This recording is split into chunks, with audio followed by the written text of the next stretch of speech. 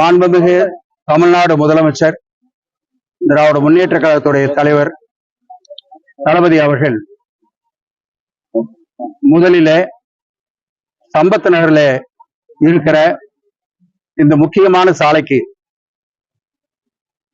நம்முடைய தியாகி குமரனுடைய பெயர் வைப்பதற்காக அவரே ஆலோசனை தெரிவித்து அந்த பெயர் பலகையை மாண்பு முதலமைச்சர் அவர்கள் தான் திறந்து வைத்தார்கள்.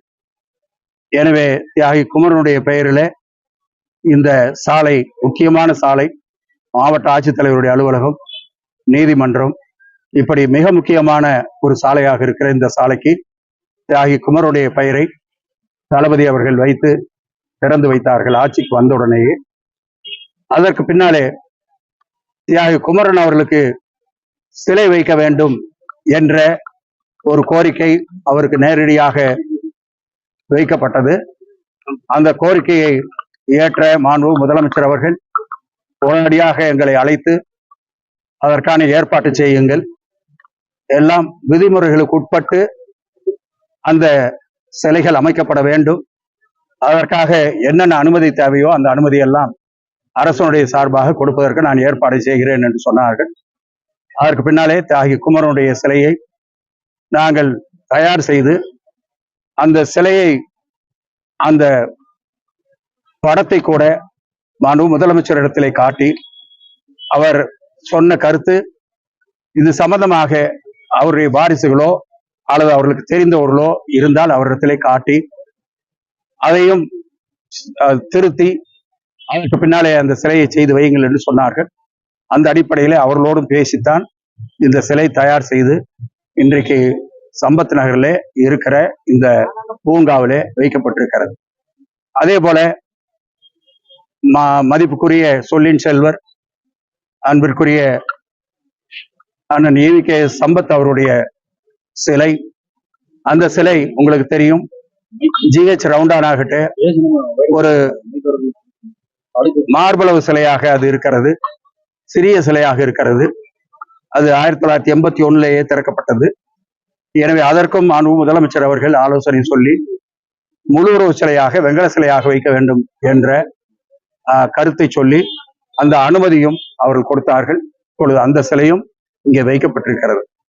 அது மட்டும் இல்லாமல் முதலமைச்சர் அவர்கள் எதிர்க்கட்சி தலைவராக இருந்த காலத்துல பன்னீர்செல்வம் பார்க்கிலே பேரறிஞர் அண்ணா சிலையும் தந்தை பெரியாருடைய சிலையும் மிக ஒரு மோசமான நிலையிலே இருந்ததை உள்ளே எடுத்து வைப்பதற்காக எங்களுக்கு ஆலோசனை தெரிவித்து அன்றைக்கும் இதே போல்தான் எங்களுக்கு சொன்னார்கள், அரசுடைய அனுமதி என்னென்ன தேவையோ அதையெல்லாம் வாங்கித்தான் நீங்கள் அங்கே வைக்க வேண்டும் என்ற ஆலோசனையை எங்களுக்கு சொன்னார்கள்.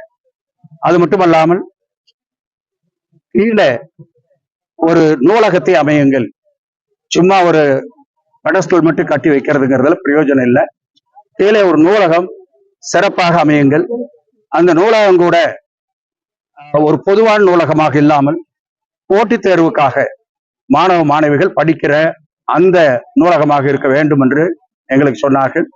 இது அவர் சொன்னது எதிர்க்கட்சியாக இருக்கிற நேரத்திலே அவர் சொன்னார்கள்.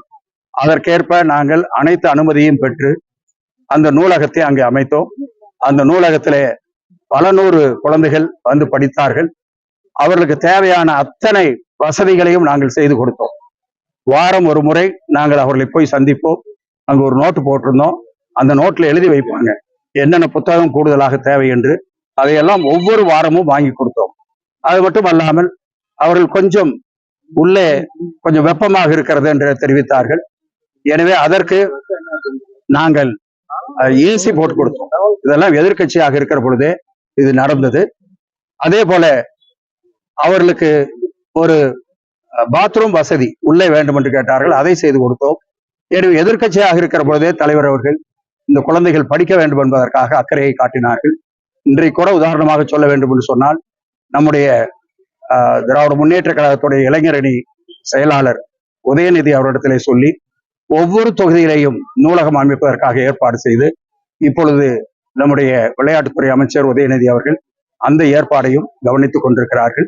அதே போலதான் இந்த சிலை அங்கே நம்முடைய சம்பத் நகரிலே இந்த பூங்காவிலே அமைக்கிற பொழுது கீழே லைப்ரரி வருகிறதா, அது என்ன அளவு என்றெல்லாம் கேட்டார்கள். அதையெல்லாம் நாங்கள் ஒரு டிராயிங் போட்டு அவரிடத்துல கொடுத்தோம். எனவே புத்தகங்களை வாங்கி வையுங்கள் என்று சொல்லி அவருக்கு வந்து இருக்க புத்தகங்களை அறிவாலயத்தில் இருந்து எங்களுக்கு கொடுத்தார்கள். அந்த புத்தகம் எல்லாம் இங்கே வைத்திருக்கிறோம். எனவே நாங்கள் வேண்டுகோளாக முதலமைச்சர் அவருடைய வேண்டுகோளுக்கு இணங்க நாங்கள் கேட்டுக்கொள்வது மாணவ மாணவிகள் முழுமையாக இதை வந்து பயன்படுத்த வேண்டும் என்று கேட்டுக்கொள்கிறோம். ஏன்னா இது ஒரு அமைதியான இடமாக இருக்கிறது. இங்கே வேற யாரும் கூட்டம் வருவதில்லை. இந்த பூங்காவை முழுமையாக அவர்கள் போட்டித் தேர்வுக்காக படிக்கிற மாணவ மாணவிகள் இதை பயன்படுத்திக் கொள்ளலாம்.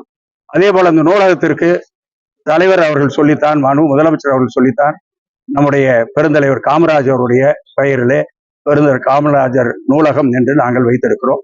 எனவே அந்த வகையிலே பார்க்கிற பொழுது இது சம்பத் நகர் என்று வந்து விடுகிறது, தியாகி குமரனுடைய சாலை என்று வந்து விடுகிறது. அதே போல பெருந்தலைவர் காமராஜருடைய பெயரிலே ஒரு நூலகம். இப்படி பல்வேறு விதமாக இருக்கிற தலைவர்களை மதிக்கிற வகையிலே, அவர்களுக்கு பெரிய மரியாதை செய்கிற வகையிலே முதலமைச்சர் அவர்கள் இந்த அனுமதி எல்லாம் எங்களுக்கு கொடுத்து அந்த பணிகளை நாங்கள் செய்திருக்கிறோம். அதே நேரத்தில் இந்த பணிகளை செய்வதற்காக எங்களுக்கு கூட இருந்து அவ்வளவு சிறப்பாக இந்த பணிகளை செய்து கொடுத்த அத்தனை பேருக்கும் நன்றியை தெரிவிக்க வேண்டும். அதே போல இன்றைக்கு வந்து கலந்து கொண்டு இந்த திறப்பு விழாவை மிகப்பெரிய அளவிலே சிறப்பித்திருக்கிற அத்தனை பொதுமக்களுக்கும், பல்வேறு அமைப்புகளை சார்ந்தவர்கள், பல்வேறு கட்சிகளை சார்ந்த தலைவர்கள் அத்தனை பேரும் வந்திருந்தார்கள். எனவே அவர்களுக்கும் இந்த நேரத்திலே எங்களுடைய மனமார்ந்த நன்றியை நாங்கள் தெரிவித்துக் கொள்கிறோம். இப்பொழுது அந்த போட்டித் தேர்வுக்காக படிக்கிற புத்தகங்கள் ஒரு 200 புத்தகங்கள் வரை எங்களுக்கு வைக்கப்பட்டிருக்கிறது. இன்னும் அவர்கள் பட்டியலை எங்களுக்கு கொடுக்கிற பொழுது அந்த புத்தகங்கள் எவ்வளவு கூடுதலாக வேண்டுமோ அதையெல்லாம் வாங்கி கொடுக்க நாங்கள் தயாராக இருக்கிறோம். மற்ற புத்தகங்கள் இங்கே வைக்கவில்லை. காரணம், வேறு யாரும் இங்க படிக்க வரக்கூடாது. அந்த போட்டித் தேர்வுக்காக போகிற மாணவ மாணவிகள் மட்டும்தான் இதை பயன்படுத்த வேண்டும் என்பதற்காக அந்த புத்தகத்தோடு நிறுத்துகிறோம். எனவே அவர்கள் வந்து படிக்கிற பொழுது எங்களுக்கு அவர்கள் சொல்லுவார்கள் என்னென்ன புத்தகம் தேவை என்று, அதையெல்லாம் கேட்பதெல்லாம் வாங்கி கொடுப்பதற்கு நாங்கள் தயாராக இருக்கோம். அது முதலமைச்சர் அவருடைய கவனத்திற்கு போயிருக்கிறது. கண்டிப்பாக அது நடப்பதற்கான ஏற்பாடு முழுமையாக நடந்து கொண்டிருக்கிறது என்பதை இந்த நேரத்தில் நான் தெரிவித்துக் கொள்கிறேன். அது அந்த தீரன் சின்னமலை அவருடைய வாரிசுகளோடு நாங்கள் விவாதித்து அவர்கள் என்ன கருத்தை சொல்லுகிறார்களோ அந்த அடிப்படையில் செய்ய வேண்டும் என்று முதலமைச்சர் அவர்கள் எங்களுக்கு ஆலோசனை சொல்லி இருக்கிறார்கள். எனவே அந்த அடிப்படையில மிக விரைவாக அந்த பணியும் நடக்க இருக்கிறது. மிக விரைவாக அது மிக விரைவாக அப்படின்னு சொல்லிட்டேன்.